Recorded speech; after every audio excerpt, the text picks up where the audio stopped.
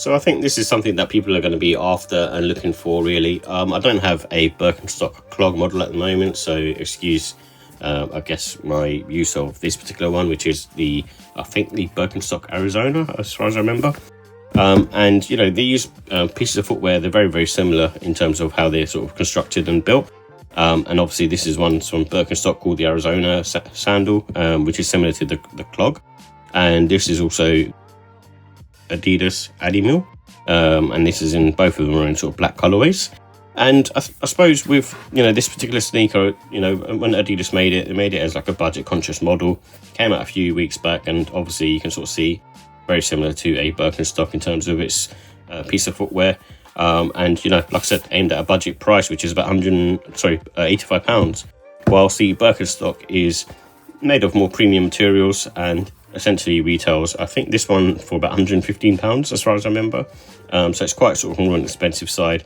But, you know, with the Birkenstocks, you know, they have their own sort of advantages as well. And it's a brand that's been around for a long, long, long time, you know, and it's got like a big sort of heritage as well.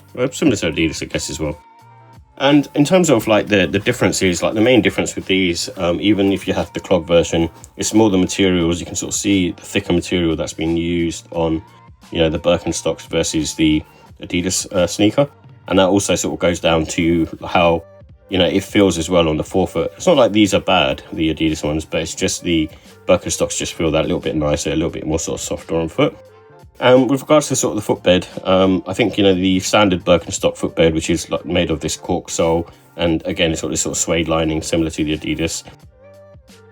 It very much sort of feels, you know, sort of firm on foot and almost harsh if, you know, for the first time that you're wearing them and you have to sort of break them in.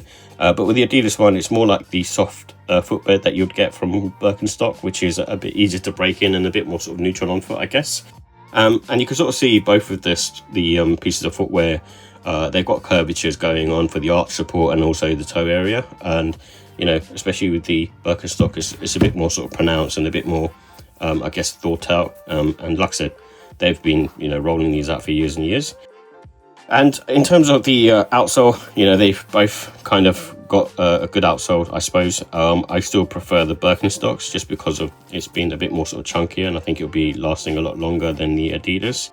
And then also the cork midsole. You can see, I don't know if the Adidas ones, it feels like it's been treated with something, but you can see clearly on the Birkenstocks one, it's been treated with some sort of lacquer, and it's got sort of a glossy sort of finish to it, and even to the feel, it feels like it's a bit more sort of robust.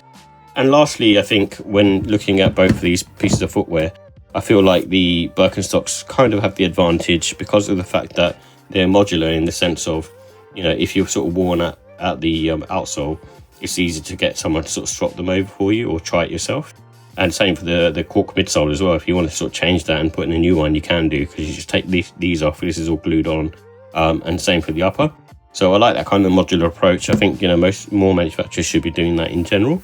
And in the Adidas one, they're pretty sort of throwaway. But, you know, again, for the price that you'll get them for, this is retailing at like £85. And I think the Mules for the Birkenstocks retail at £130, which is quite a lot of money. And it just depends on how far your wallet goes, whether you kind of want a more sort of premium feel or a more sort of OG type feel, then the Birkenstocks are perfect. But both of them are very similar. So if you're on a budget and you want something now, you know, the Adidas is a good one to go for. But if you want something a bit more premium and, you know, a bit more sort of classic looking, in the sense of, you know, Birkenstocks have been around for a long, long time, and that's what you're used to, then I'll still probably say go for the Birkenstocks.